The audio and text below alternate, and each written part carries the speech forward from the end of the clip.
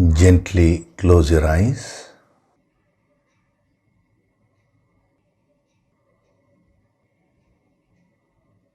Do deep breathing.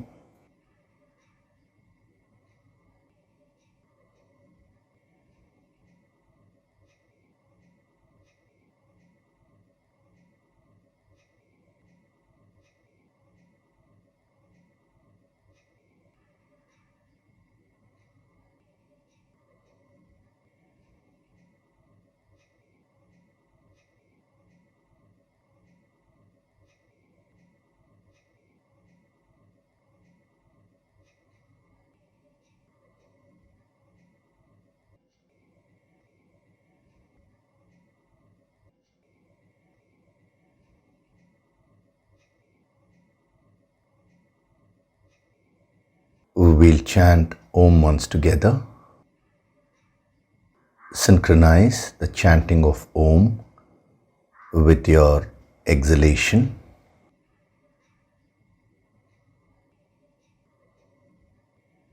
Breathe in.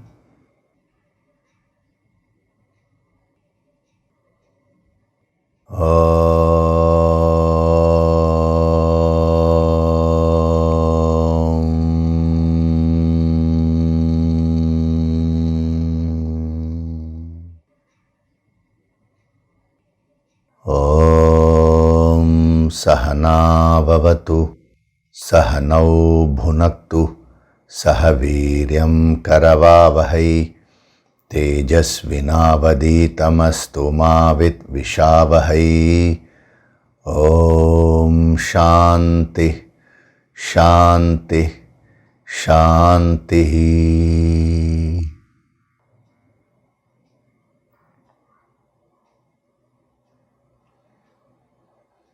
Gently open your eyes.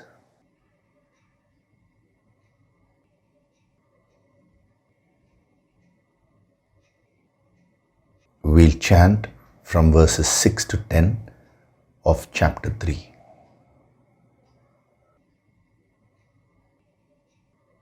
Karmendriyani sanyamya, Karmendriyani sanyamya, ya aste manasa smaran, ya aste manasa smaran, indriyartan vimudhatma, indriyartan vimudhatma, mithyachara sa uchyate, mithyachara sa uchyate, yastvindriyani manasa, yastvindriyani manasa, niyamyarabhaterjuna, niyamyarabhaterjuna, karmendriyai karmayogam,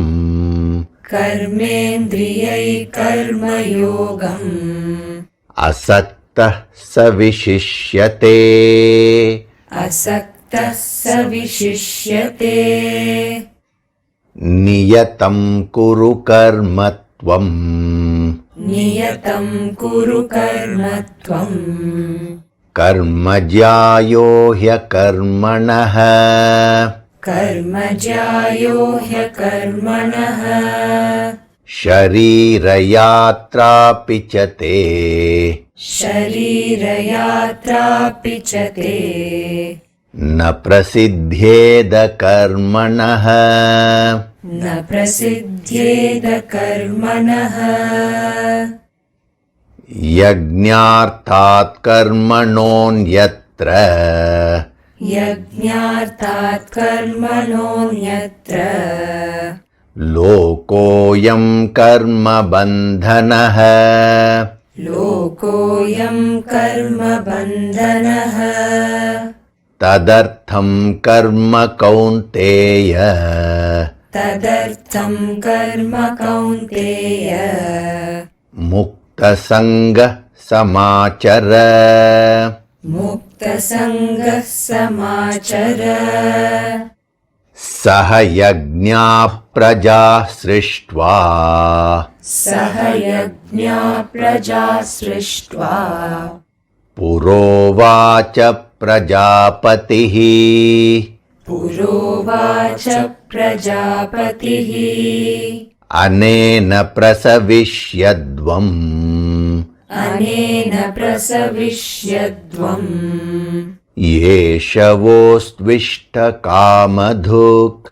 येषवोऽस्विष्टकामधुक्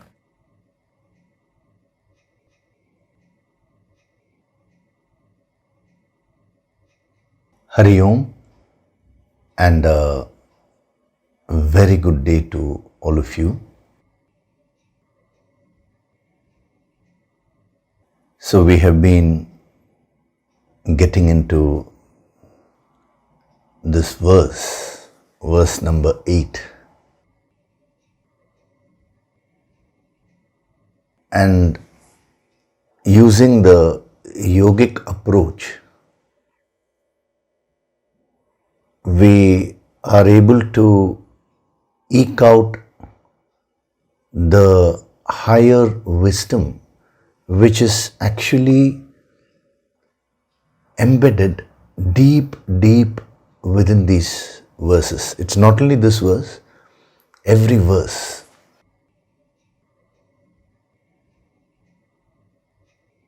The most interesting part is the very process of going deep. That is the very practice of this yogic approach. That is so enjoyable.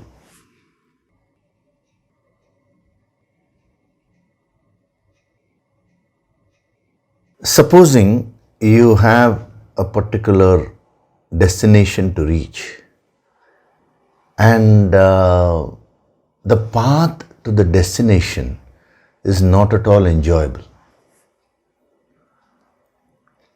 then you will have to struggle a lot.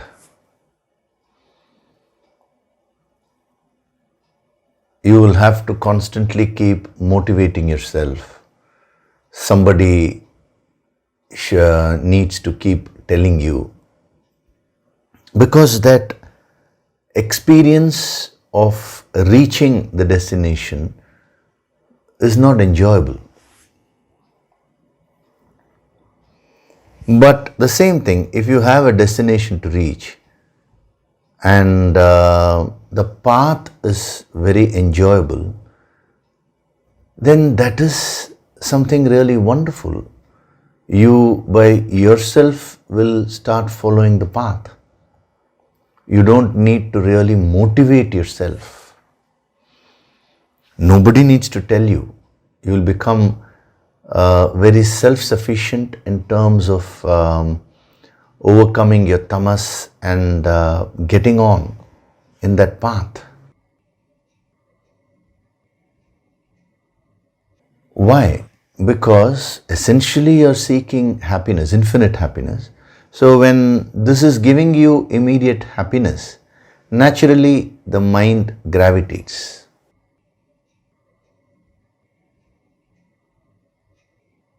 So if you are not consistent in a path, if you are unable to follow something, it means you have not yet found the enjoyment in that effort, in that path. Now what is very interesting is, as far as the yogic approach is concerned, right from beginning, right from word go, it is extremely enjoyable. You only have to start in this. Thereafter, the very enjoyment which you derive from this yogic approach will keep driving you further, will push you to move forward. It becomes an automatic system which keeps motivating you. When you don't go into the depth, you are finding enjoyment in the length. By reading many books, you get a kind of a security. That's false security, that I've become knowledgeable. But all you have done is just crammed yourself with various information which many people have given. That's all. This is a false security which the mind gets, thinking that if I read many books, I will gain knowledge. Actually, knowledge is something which comes from within. It is your understanding. Even if you read 100 books, you will understand whatever you understand based on the condition of your mind only. It is very interesting. Your knowledge, that is the knowledge which you acquire from those books, will be based on your inner understanding. That is why we say knowledge is something which comes from within. Now, unless and until you deepen your inner understanding, you will not be able to gain more knowledge in the real sense of the term. I want you to reflect on this and grasp this very important point. In the yogic approach, we are not bothered about cramming more information onto the mind, because you may keep on feeding information to your mind. But what does the mind grasp? What does the mind absorb? That is the question.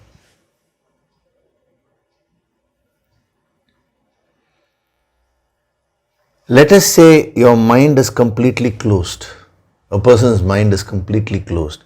He says, all this is utter nonsense. Just some conclusion he has come to without even trying to find out what all this is.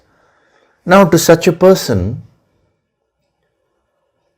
any amount of information may be given.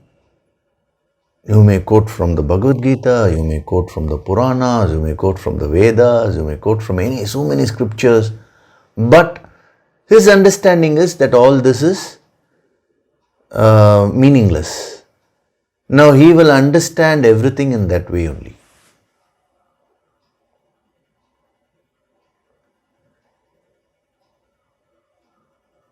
That is why many people get confused when they read the Puranas.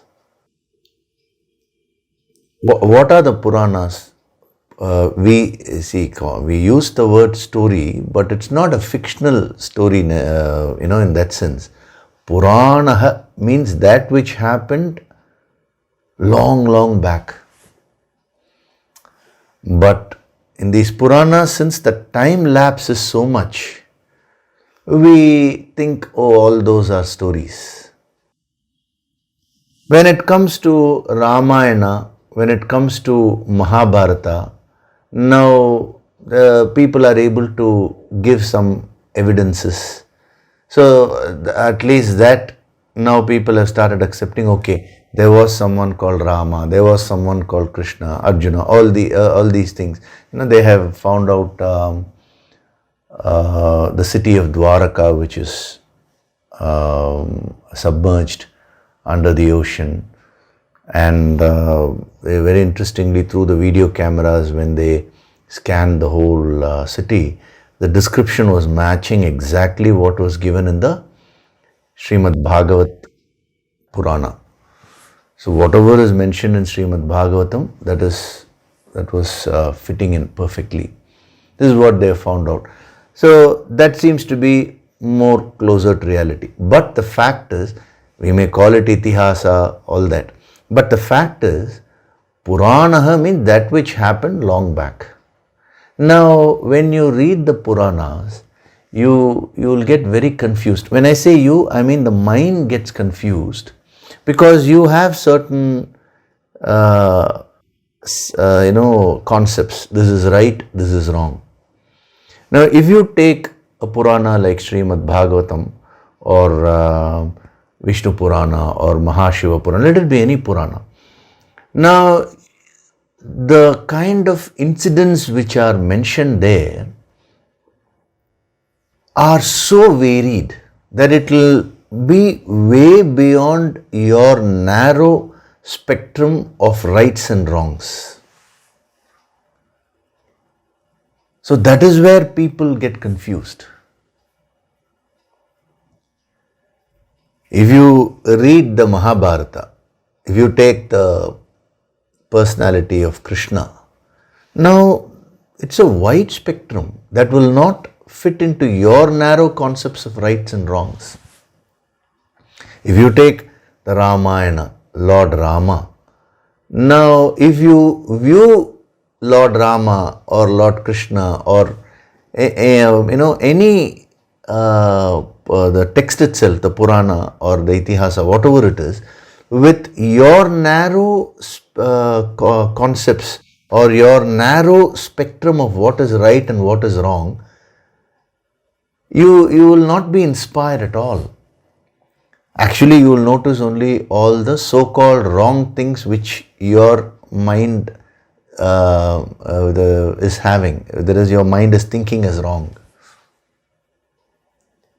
So, anything which you read in life, not only reading, that is any kind of knowledge which you receive from an external source, it could be through reading, it could be through lectures, it could be through video mode, whatever it is. Now, when you receive that, your mind interprets according to what its concepts are. So, you are not actually receiving knowledge from an external source, but it is your mind's understanding. That is, the knowledge is received to the extent your mind understands. So, if we keep on increasing the external source of information, okay, read the Bhagavad Gita, now you read the Vedas, now you read the Purana, now you read this, read that. So much of information you will gain, but you will stick to your own understanding. That is natural. You cannot think beyond what you understand. And your understanding depends on the various conditionings of your own mind, your own belief systems. So many things are there. That is why one of the main things in the yogic approach which they have said is that when you read the scriptures, when you read the Purana, when you try to understand who Lord Krishna was or who Lord Rama was, you should set aside all your preconceived notions and read it with a lot of devotion.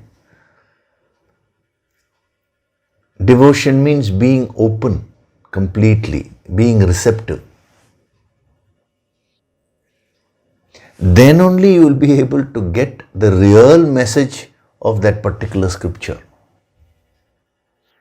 So there are two factors here. One is the external information, other is your internal understanding. Now, how much ever food is consumed, you should be able to digest it. You may eat a lot of food, but if you are able to digest only this much, that is what will go as nutrition to your cells, to your body cells. Similarly, how much ever information you gather, it is a question of what do you absorb, what does your mind absorb.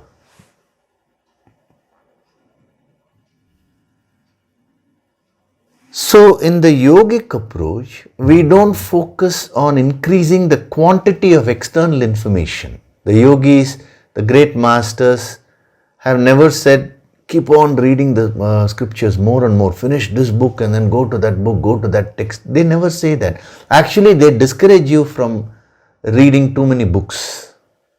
If you go to a real master, he will say, take up one thing and then the yogic approach is applied. What is the yogic approach? Instead of increasing the quantity of external information, the yogic approach focuses on increasing the internal depth, the depth of the internal understanding, so that the mind can absorb more. When that depth becomes infinite, then you can absorb this entire wisdom at one go. But today, each one will have a certain amount of depth based on his or her, as I told you, belief systems, conditioning, basically mental conditioning. So the various sadhanas are done to remove those mental conditionings. And slowly, as your depth keeps increasing, whatever information is being given, you will start absorbing it more. It may be just one verse, it may be just one principle, but your absorption will become more, which is the key. The key to gaining knowledge is nothing but absorption, real knowledge, which is called wisdom actually.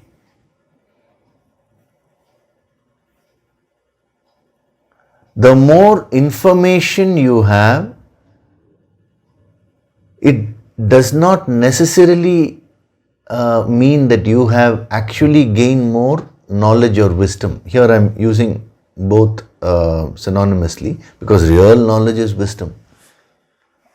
If you use the word knowledge to mean theoretical knowledge, then practical knowledge is wisdom, the absorbed knowledge, And unless you absorb something, that knowledge is mere information. That is actually not knowledge.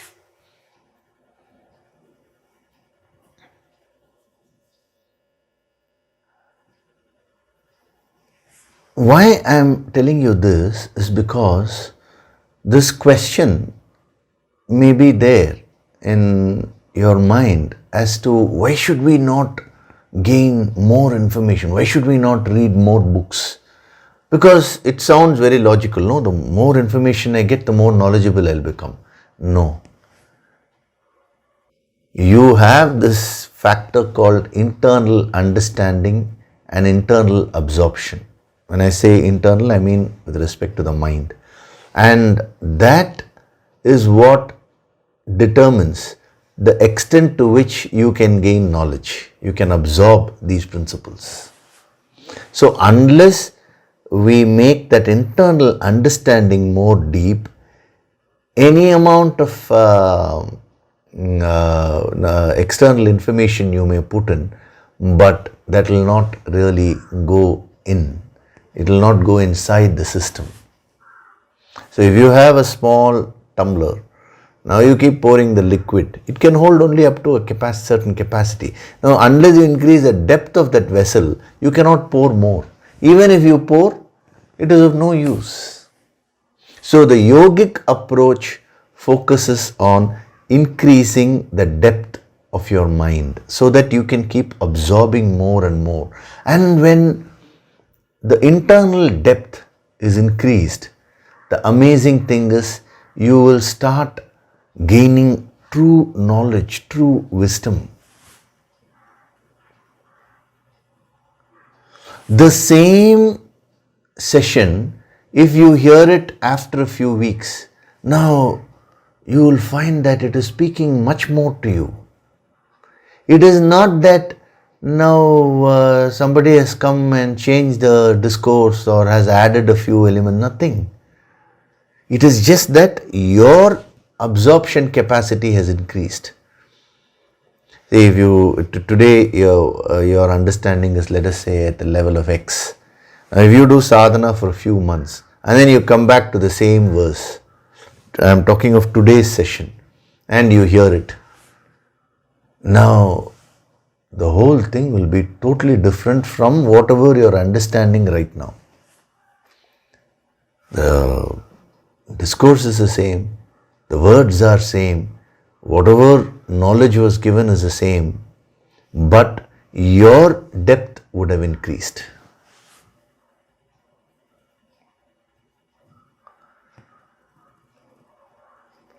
So this process of increasing the depth of your understanding is extremely enjoyable once you start it. See, it is only a starting problem. When the mind is so extroverted and it is attracted to jumping from one place to another place and gaining a lot of external information, it finds a kind of a false security in that and a false pleasure, I would say a very superficial pleasure in that. Now, it does not see the value of the yogic approach of going into the depth, sticking to one thing and going deep.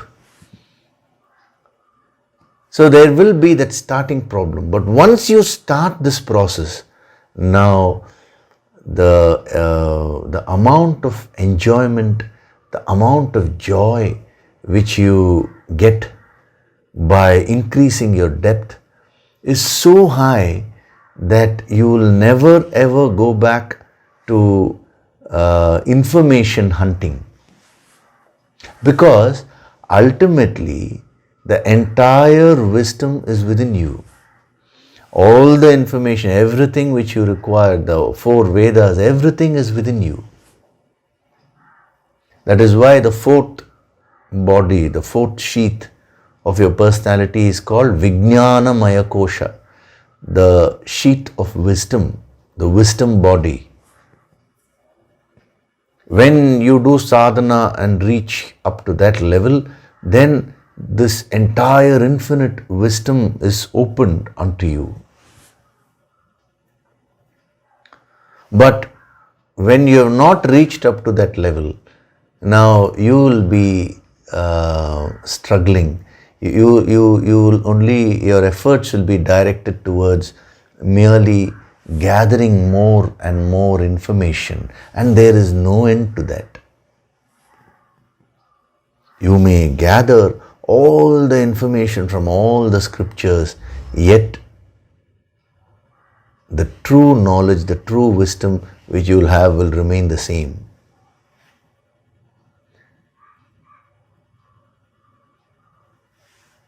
See, one person has asked this question as to why is it that people who are very knowledgeable make mistakes?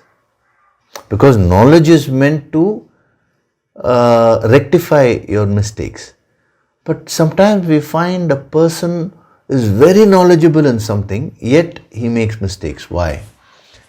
When you say very knowledgeable, this is the answer to that. What you are meaning is the external knowledge.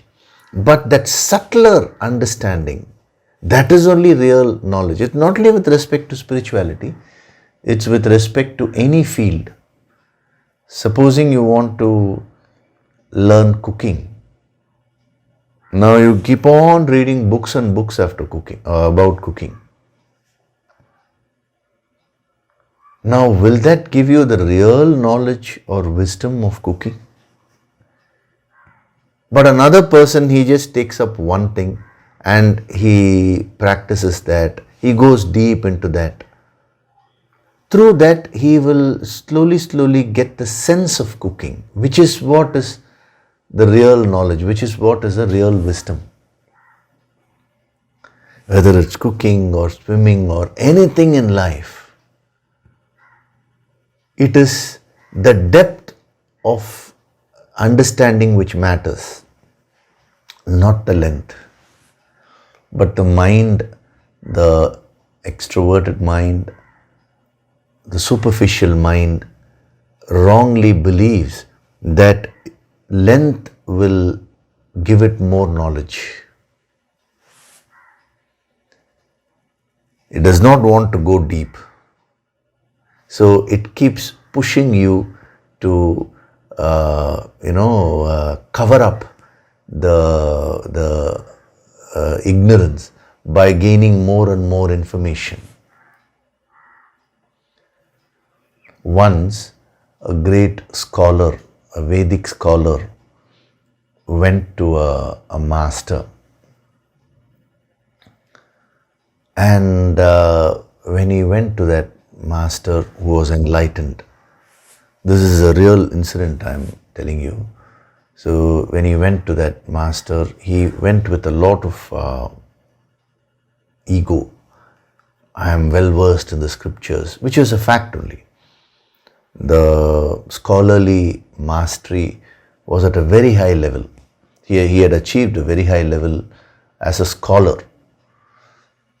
So when he met that master, he started exhibiting his knowledge. See, that's how the ego usually functions, you want to exhibit what you know. Actually, that defeats the very purpose of visiting a master, because you go to a master to learn, instead you are telling him what you know. So he was caught up in that trap, that ego trap. So he kept telling, the Bhagavad Gita says this in chapter 1, chapter 10, he says that in Vedas, Rig Veda, this is what is said. There's something, Yajurveda, this sutra says that. There's so many quotations. So the master just very quietly listened to whatever he was saying, because he knew all that was just an expression of ego, superficial knowledge. So for about 10-15 minutes, the scholar, he exhibited so many things which he knew.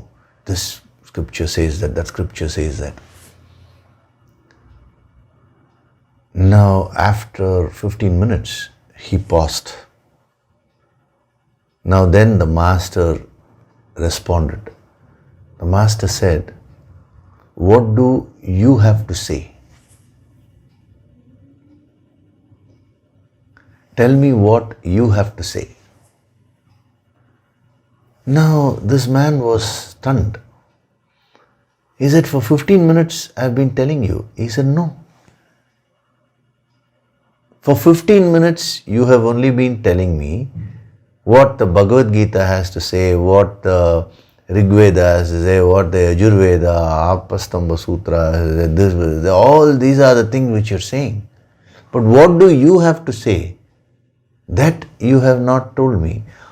This other information, I can anyway get it. If I read the Bhagavad Gita, I'll know what the Bhagavad Gita has to say. If I read the Rig Veda, I'll know what the Rig Veda has to say. I don't require you.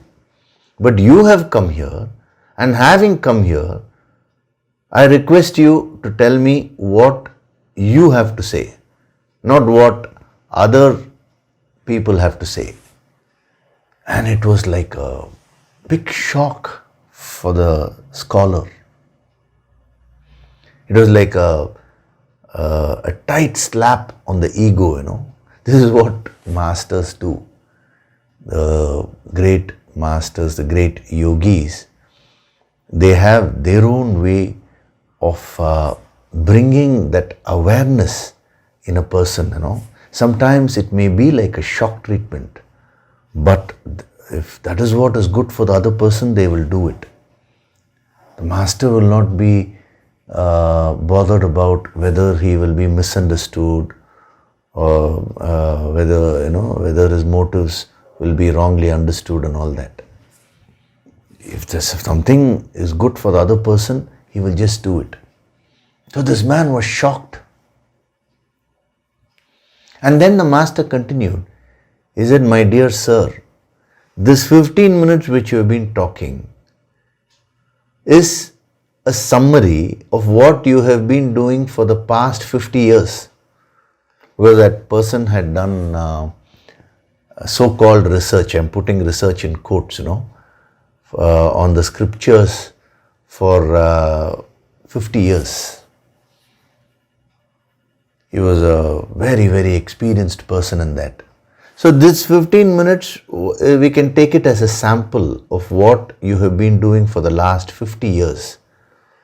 So in the last 50 years, you have found out what various people have to say. But what about you? What do you have to say? I am eager to listen to that, sir. And the moment the master said that scholar, he started crying. It was tears of gratitude because 50 years he had spent in gathering external information, and he had that ego. He was thinking, now I am knowledgeable, and everything was just broken at in a second by this great master. And he introduced him into this yogic approach. That was the tears of gratitude. And he fell at the master's feet and he said, thank you, sir. Now the others, who was a few people who were sitting there, some of the master's students and somebody else who had accompanied that scholar, they couldn't understand, because what is there to thank? By asking this question, actually the master shifted that scholar's approach from gaining external knowledge to increasing the internal depth. He introduced him to the yogic approach, in other words.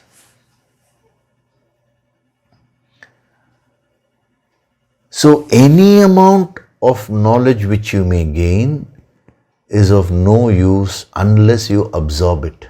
And in yogic approach, we focus on absorption by increasing the depth.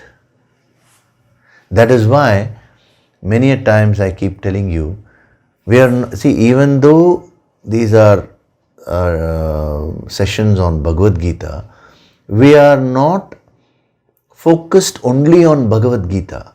When you use the yogic approach and go deep, you are actually gaining the knowledge of all the scriptures, because your depth is increasing.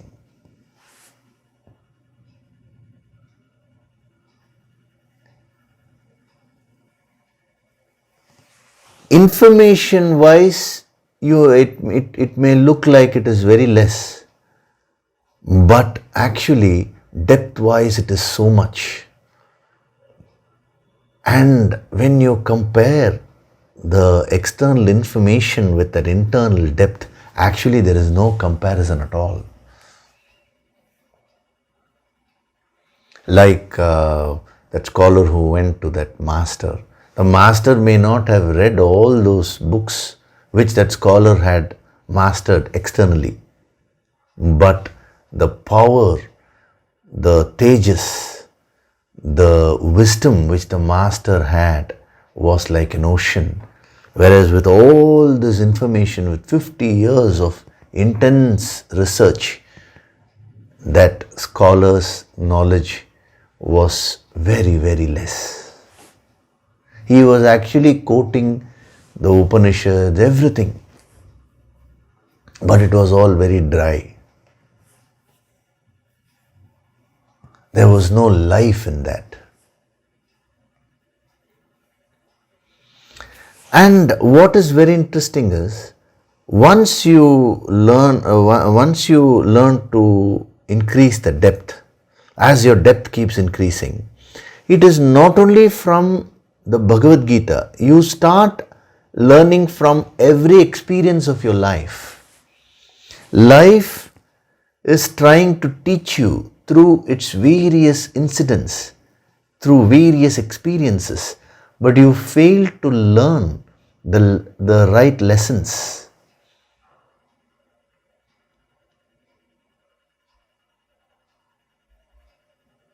This yogic approach helps you to become a true seeker. One who has a depth is only a seeker. One who is merely gaining information from outside, who has no depth, is only an information hunter. He is not a real seeker. So this yogic approach makes you a real seeker.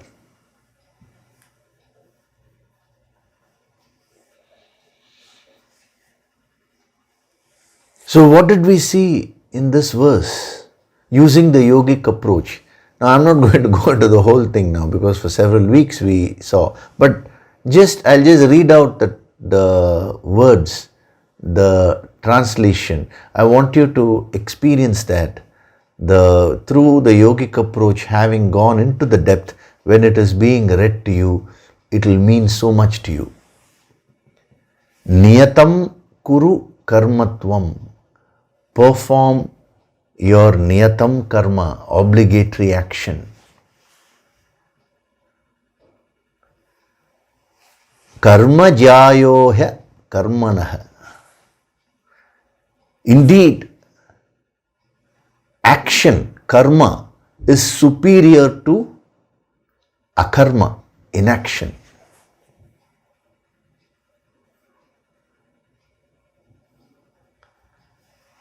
Sharira yatra pichate na prasiddhyeda karmanah. Even the Sharira yatra is not possible without action, without karma. See, now when it is being told to you, automatically your entire personality is inspired. It gets uplifted. Why? Because your depth is increased. The same thing, the problem is you would have forgotten it. The same thing if, the few weeks back when this verse was started, I would have read the translation, right? At that time, what was your level of absorption, and now what is the level of your absorption? It's completely changed. I want you to recognize that, because this will give you tremendous confidence as a sadhak. The power of a sadhak is in the depth. In your life, you may meet many scholars, you may meet people who have a lot of information about scriptures, and they may ask you, well, what have you learnt? You may not be able to say much, like how they are using flowery words and quoting from this and that. But if you are a true sadhak, you will never lose your confidence. Rather, you will be more confident. And even if you say a few words, that will have so much of power that the other person will calm down. The other person will receive that. That person will become kind of unnerved by your very presence, like what happened to the scholar when he went to that master. See, it's very interesting. Here was a person, 50 years of research, had so much of external knowledge. Here was a person who had done the inner research and who got enlightened. May not have been so well versed with all the scriptures like the scholar, but this person became completely unnerved when he went to meet him. That was a strong presence. This is what the yogic approach will do to you. Now, today we'll be getting into the next verse.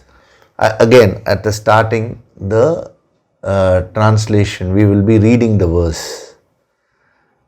Now, your understanding, your absorption will be at a certain level. And then as we go into it more and more and more, your absorption will become more. And by the time we come to a phase where, okay, we have to move to the next verse, at that time, your understanding will be very deep. See, we cannot say we have completed this verse. There is actually much more. The yogic, if you use the yogic approach, you can keep going, because just as I told you, length is endless, the depth is also endless. It will take you right up to the infinite. Every verse has this infinite wisdom.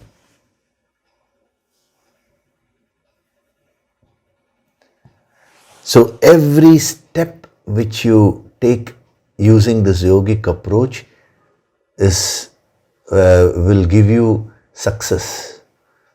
That's what prasidhyet means. I told you, no? Prasidhyet means success. Success means two factors: accomplishment and fulfillment.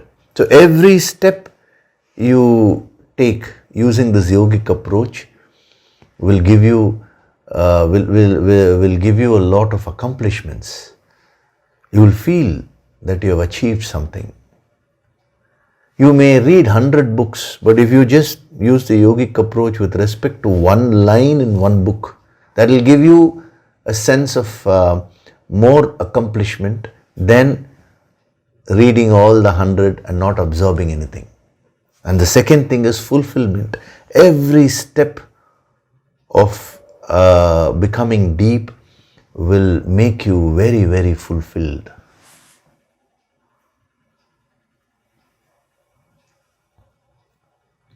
So last week I had given you the different dimensions of prasiddha: success, accomplishment, fulfillment. That was with respect to generally life. But now you can apply it with respect to the yogic approach, the very approach you're using in order to gain this wisdom.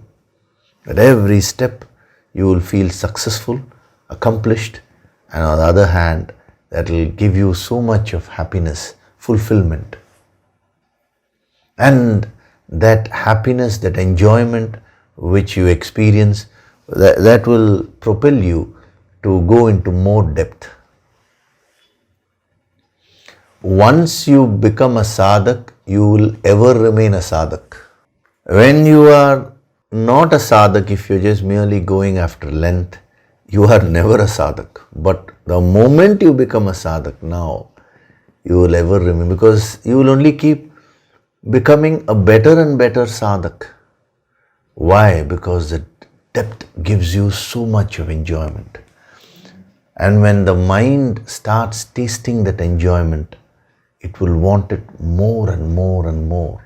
That desire, that ichcha for wanting more depth, that will take you right up to the infinite. It will give you that supreme accomplishment, supreme fulfillment. Prasiddhyet. I told you last week, no?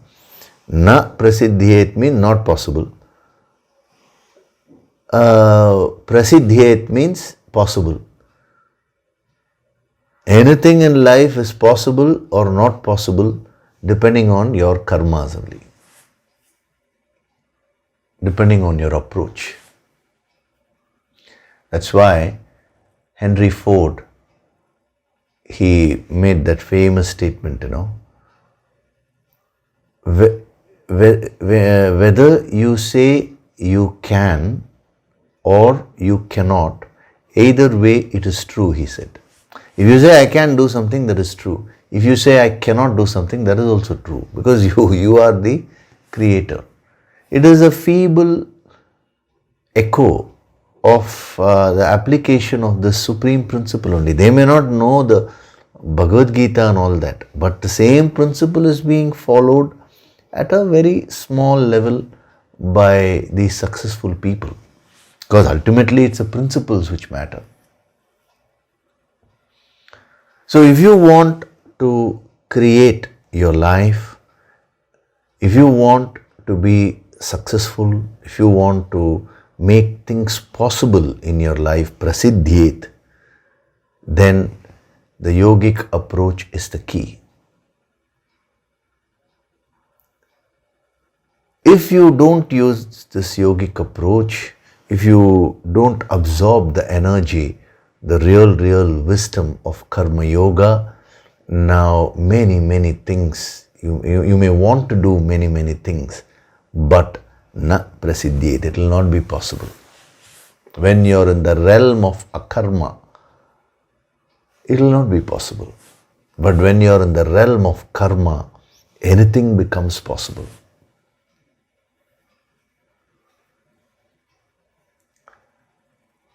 When you read the life history of the great saints, you will find that they would have had humble beginnings and then they'll become great saints. Actually, not only in spirituality, in any field, you will find that a person is at one level and after 30 years that person has really moved to the top.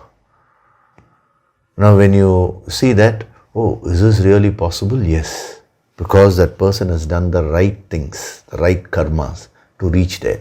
Everybody wants to reach to the top, but they don't want to put in the right karmas. Again here, karma does not mean merely physical action alone. Emotions and thoughts also. That is more important, I would say. As we go deeper and deeper, that also will be explained to you. You will gain the wisdom. So don't restrict karma to mere physical action. All kinds of expressions, when they are properly aligned, then anything is possible. You will start experiencing prasiddhyet in your life.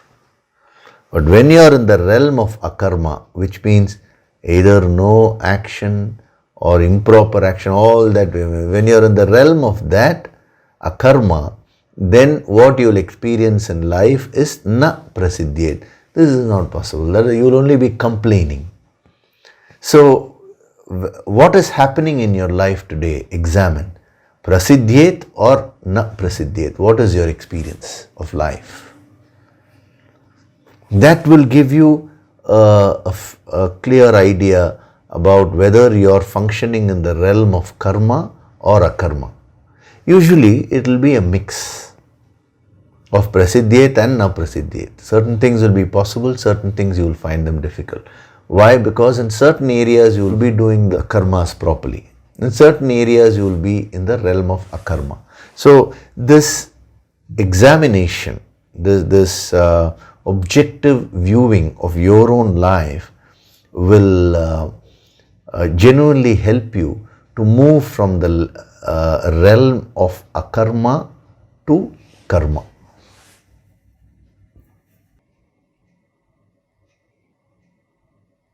Okay, so with this we will move to the next verse, verse number 9. Yajñārtāt karmanonyatra Yajñārtāt karmanonyatra Lokoyam karma bandhanaha Lokoyam karma bandhanaha Tadartham karma kaunteya Tadartham karma kaunteya Mukta sangha samachara Mukta sangha samachara Yajñārtāt karmanah Anyatra. Anyatra means other. Karmanah, actions. So all other actions, yajñārtāt means that which is done for the sake of yajna, sacrifice. Right now, understand the word yajna as sacrifice. As we go into the depth, we'll be seeing more dimensions. So all other actions apart from those that are done for the sake of yajna, lokoyam karma bandhanaha. Lokaha ayam. Ayam means this. Lokaha means world. Karma bandhanaha is bound by action. So this world is bound by action other than actions done for the sake of sacrifice, yajna. I'm just translating it now. We will then use the yogic approach and step by step we'll go into the depth. Tadartham karma kaunteya. O Kaunteya. Kaunteya was another name of Arjuna, Kunti Putra, the son of Kunti. O Kaunteya, tadartham karma means, tadartham means for the sake of that. For what? For yajna. That's what is explained in the previous line, Mukta sangaha samachara. Samachara means perform. So, perform actions for that, for the sake of that. O Kaunteya, Mukta sangaha, giving up attachment. So, give up your attachment and perform action for the sake of that. O Kaunteya, O Kunti Putra, O Arjuna. He was his dear friend, See, till this point, Arjuna was merely his friend. But when Arjuna started taking this higher guidance, now he also becomes his student. So as a friend, Krishna gave him so much of love, so much of affection. But that role was restricted to a friend. Now when Arjuna is seeking that higher guidance, now he is also giving him the guidance as a guru. Krishna was actually called the Jagat Guru because he is a supreme manifestation of the infinite. That's why he was called the Jagat Guru. So, when he says, O Kaunteya, that is with full love and affection. Not merely as a friend, but also as a Jagat Guru.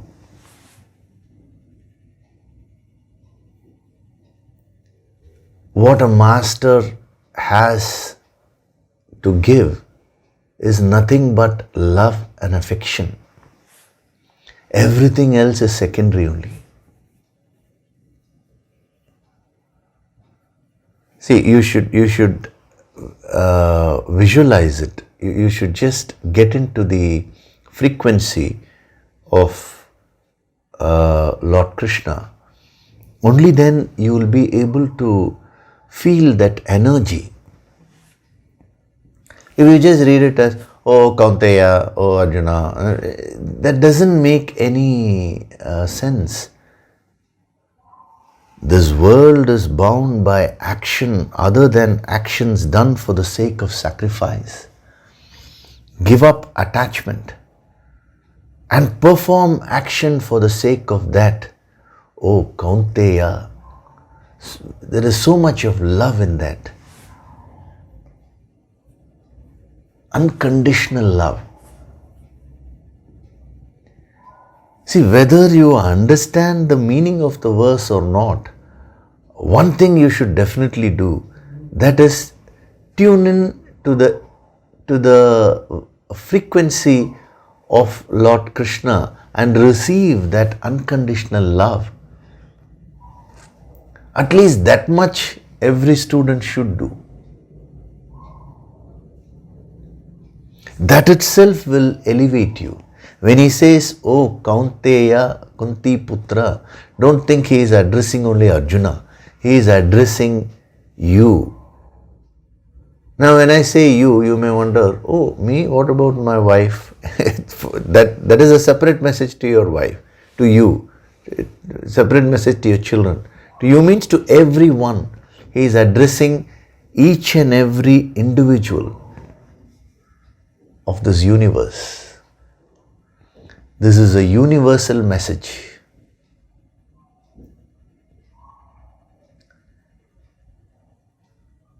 Whenever a master gives a message, it is always meant for the entire humanity.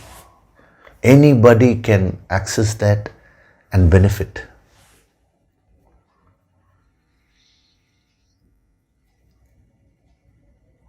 The block which does not allow you to receive that unconditional love is your own ego. When I say you, I mean everyone's, Our own ego becomes a block. That's why these great yogis, they say to give love is no doubt difficult, but to receive love is very difficult, they say.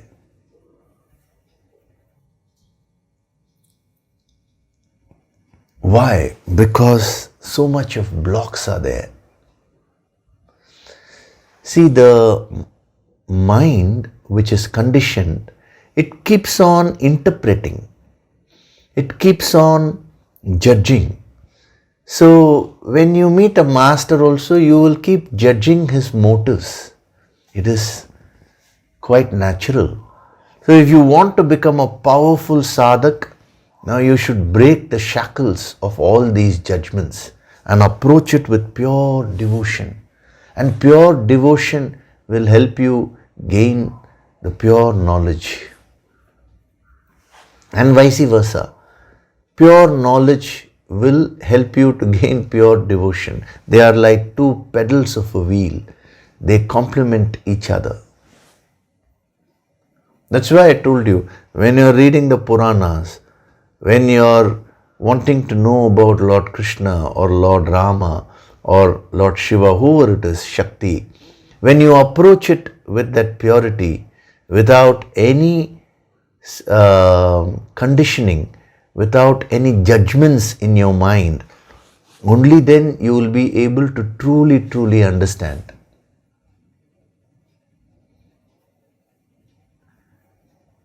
When Krishna uses the right psychology to communicate to Arjuna, it is not manipulation like what Shakuni did. All that is only for the benefit of Arjuna. See, you should understand the difference between manipulation and love, doing it with unconditional love. There are many people who have misinterpreted Krishna's motives. Because when they read the story, when they go into some intellectual depth of the Gita also, they find that a lot of psychological methods are being used by Krishna all the time. It may be to communicate to Arjuna, in other context to somebody else. Externally, it looks like manipulation, but it is not. If you really want to absorb the energy of a master, it is pure devotion that will help. If you want to understand Krishna, it is bhakti which will lay the foundation. Understanding without devotion, knowledge without devotion will lead to all kinds of misconceptions. Feel that energy. When Krishna calls Arjuna by one of his names and he says, "Oh Kaunteya," it is like a parent calling his or her baby. Supposing a mother calls a baby by name and plays with it. How much of love, how much of affection will be there? If a father calls his own baby, just you can understand the love behind it. There is a limitation, my baby. That's why. But here, Krishna's love is universal. Any saint, any yogi, he or she has infinite love, unconditional love for the entire universe. We can't even restrict it to humanity, because even humanity means only humans. No, for the entire universe. So, Kaunteya is a spontaneous expression, a spontaneous manifestation of that infinite love which Lord Krishna has for the entire universe. Love is God, and not the kind of love which you understand, unconditional love. Because once one boy told me, "Sir, you said love is God. Give love." So immediately I went and gave love to my girlfriend. And we ended up only in a quarrel. That is an all conditional love. That is attachment. That is not love. We are talking of that infinite, unconditional love. I want you to first experience that in this verse.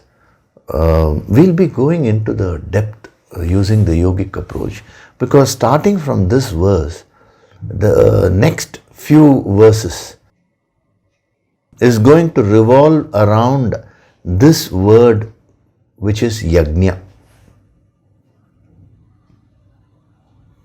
We'll be getting into a lot of depth, but before that, if you can experience that unconditional love of divinity, now that will help you in strengthening this wisdom tremendously. That alone actually will help you to gain the deeper wisdom, because this principle of yajna is a very powerful principle. You require a lot of depth.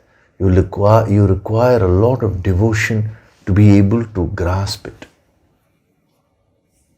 If you just superficially read it, you will not really be able to grasp the energy of that principle.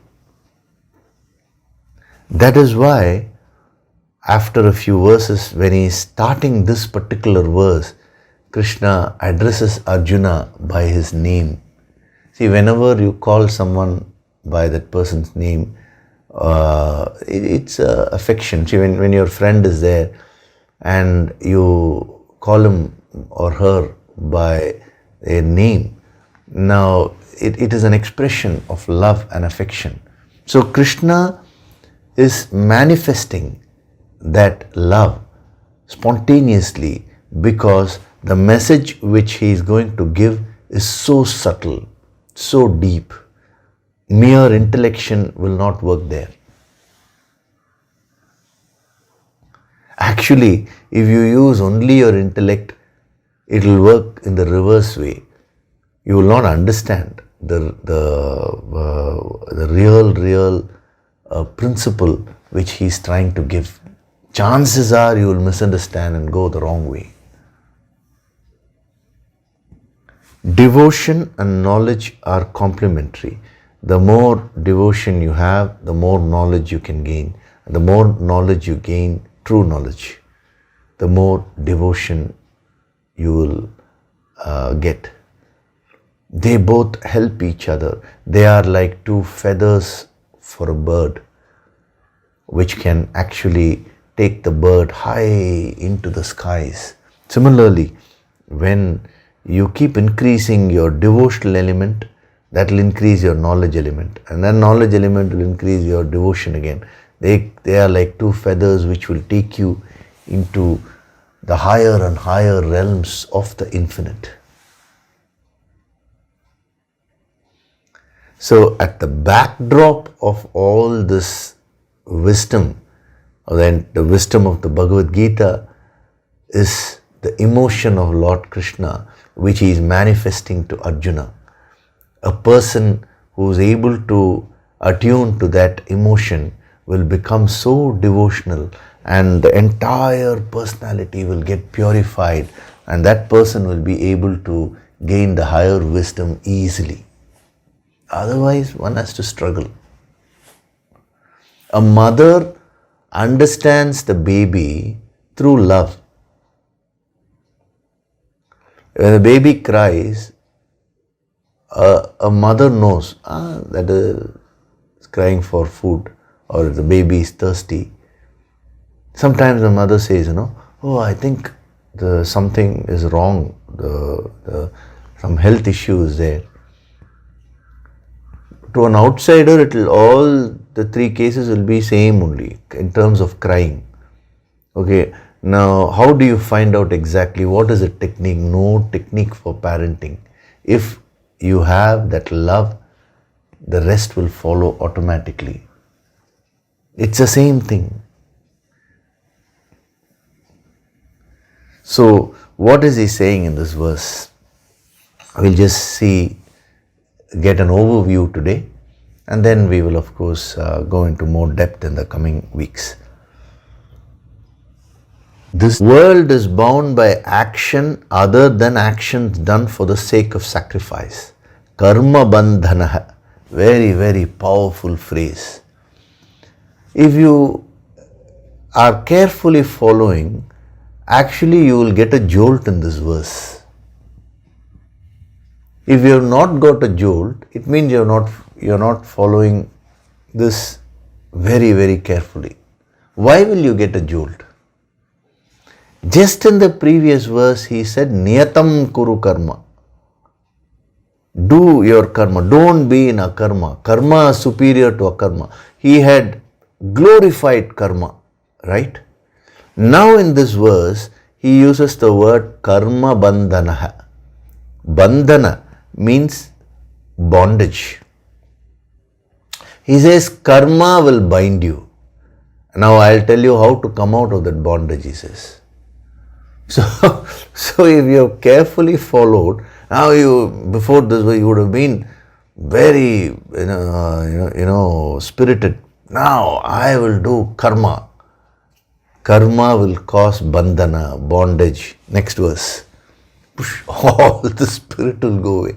But if you understand the depth of what he is giving, your spirits will not go away. These verses are meant for you to get more into karma, the right type of karma. See, he is deliberately playing it hot and cold so that you don't get fixed with any limited concept. This contradiction of words, this contradiction of principles, so apparent contradiction, are always used in the scriptures. A master keeps on apparently contradicting himself, but actually there is no contradiction. Why are these masters doing that? Otherwise you will get fixed with one concept, you will get then you will never rise and move to the infinite. There are infinite dimensions to everything. So the nature of karma is bandhana. How? We'll see that later. But as of now, just understand basically what he's saying. When you do karma, you will get bound by karma. It will give you a lot of benefits. It's better than akarma. But karma also has its dangers. Now, having moved from akarma to karma, he is further expanding on that, and he is saying what are the limitations of karma and how do you break those limitations. Bandhana means limitations, fetters. How do you break all that and launch yourself towards the infinite? It's like a rocket launch, That is what he is going to cover in the next few verses. Very, very deep and powerful. But if you want to really understand the energy of, that is the wisdom of these verses, these few verses about yajna, you should have absorbed the basic wisdom of the previous verse. That is why I spent so much of time in that, comparing akarma and karma. From that level, he brought you to the level of karma. Now, he will be taking you further high. So this world is bound by action, by karma, other than those that are done for the sake of yajna, yajnarthat. And then he gives a powerful instruction. Like in the previous verse, he said, Niyatam kuru karmatvam. No? Like that he says, give up attachment. Mukta sangaha. Samachara. Perform action for the sake of that. Again, a direct instruction. When you read that, that has so much of power. And he further inspires with love and affection by saying, Oh Kaunteya, I have nothing to gain by giving you this wisdom, Arjuna. It is only for your sake that I am giving. That message is there in that love, What has Krishna got to gain? If Arjuna gains this message, does Krishna gain anything personally? No. No master gains anything personally when the student gains this wisdom. So it is only for the benefit of Arjuna that he is giving this.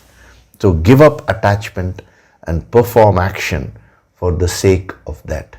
O Kaunteya. We will stop with this. We have just entered this verse. It will be a good exercise just to read the translation a few times before you come for the next session, because it will especially help you. See what you gather from this, and then when we use the yogic approach and go deeper and deeper, you will be very thrilled. And finally, when we read the translation again, that will really elevate you. And one more thing I want you to do as a homework this week, that is experience that unconditional love of divinity. Oh Kaunteya. If you can just visualize with how much of love and affection he is addressing Arjuna. So that love is what is coming out from the infinite, always towards you, but you are not receiving it. Because the ego is so strong and it wants to focus on only what it does not have. I don't have this, I don't have this, I don't have this. Drop all that for a moment and just close your eyes and receive the unconditional love. In today's Nididhyasana meditation, that will be triggered, that will be installed in the deeper layers of your mind, so that you will be able to practice that. And then when you come back for the next session, you will be much more prepared to receive the blast of wisdom which is going to come in the next few verses. Very, very powerful. Okay, so now we'll do the Nididhyasana meditation. Sit in a comfortable position. Gently close your eyes.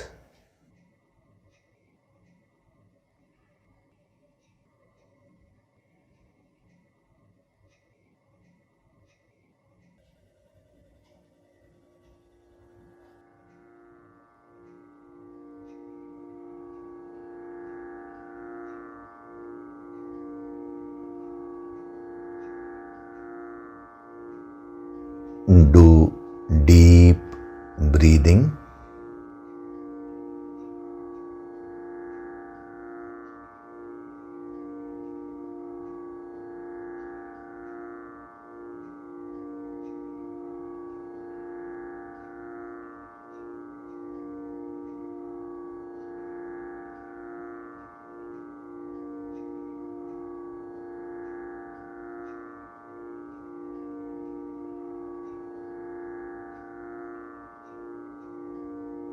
With every breath, I am getting into a state of deep relaxation.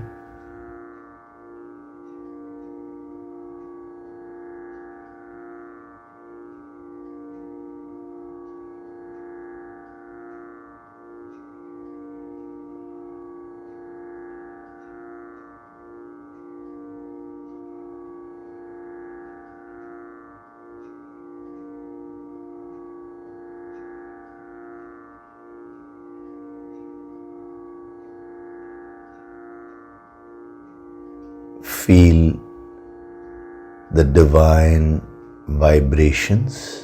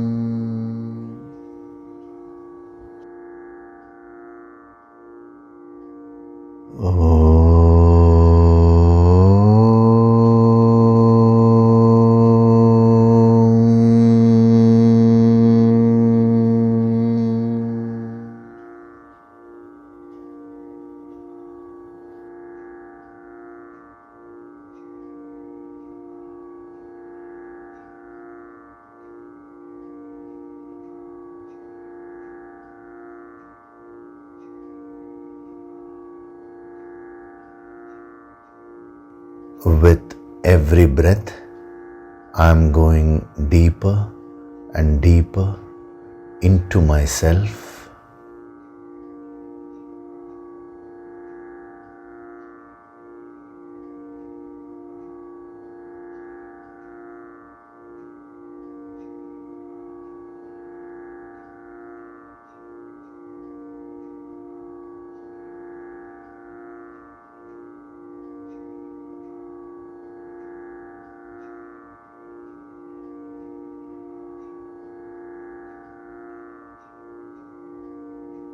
Beyond my physical body, beyond my emotions, beyond my thoughts,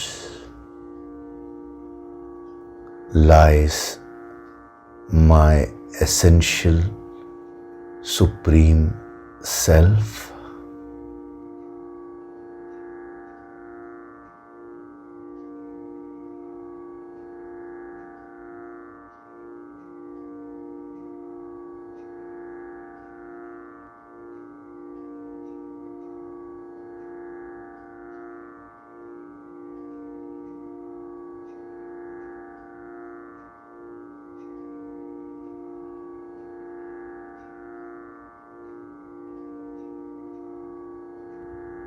My real self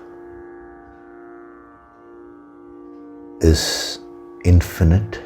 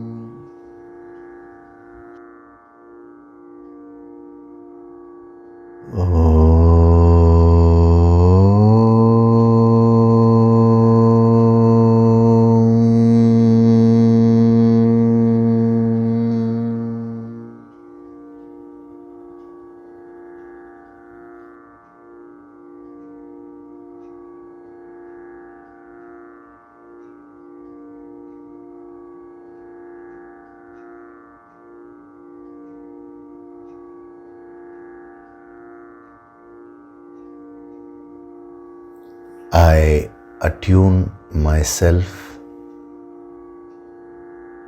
to the unconditional love emanating from the infinite.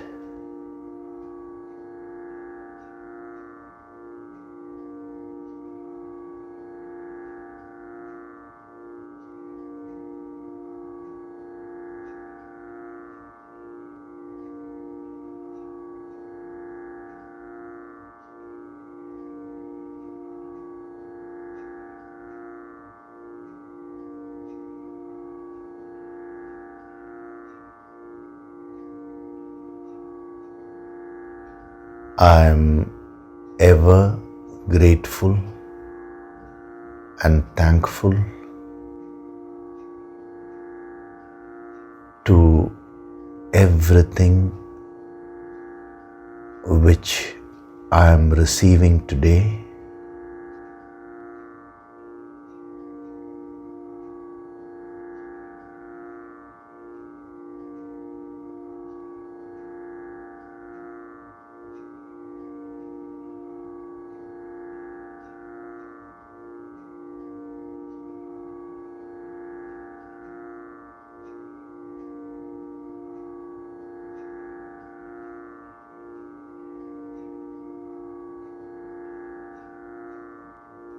I am Swayam Prakashit, self-illuminating.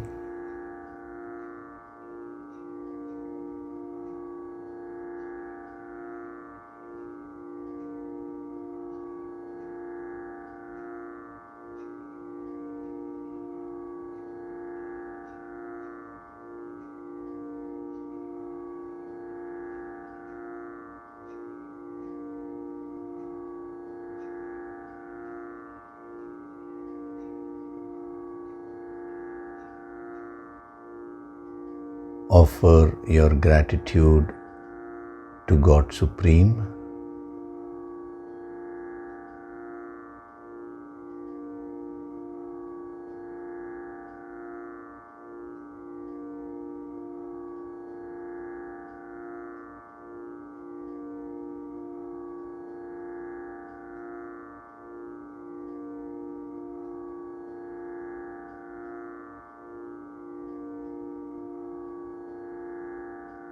Offer your gratitude to your Guru and all the holy masters.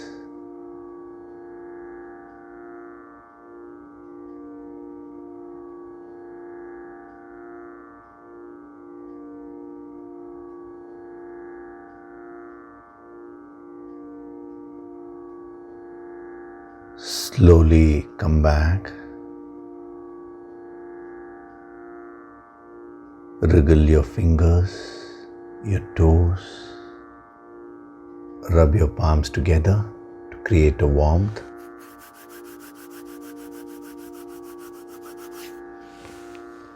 Cup your eyes with your palms.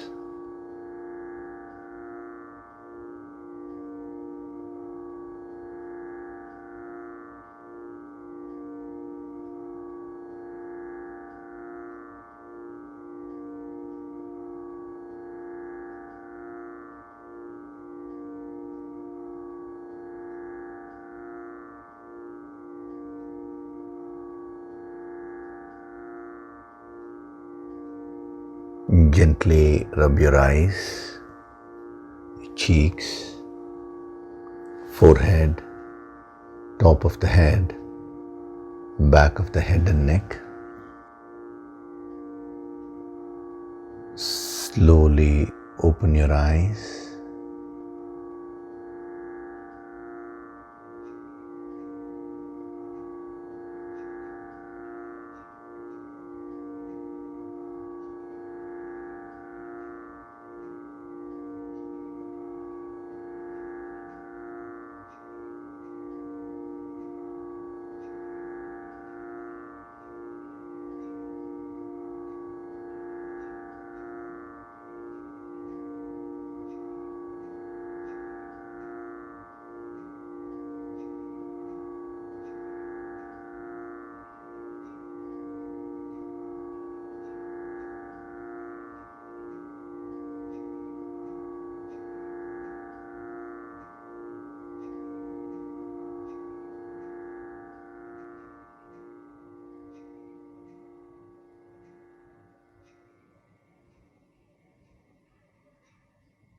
Welcome back.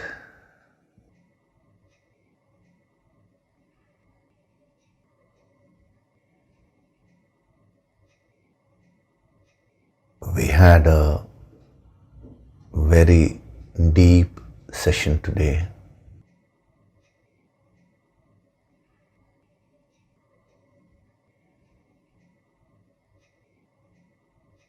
Through these meditations,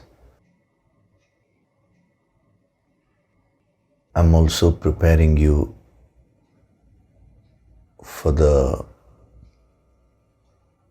blast of energy healing which is going to happen on the 18th of February this month, where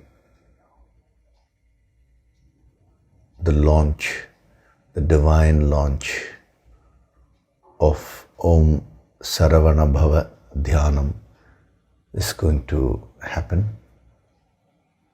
I think all of you would have received the details. It's available on the website also. For sadhaks from different parts of the world,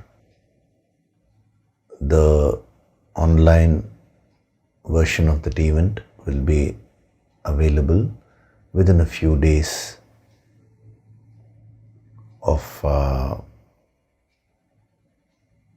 within a few days after the actual event has happened.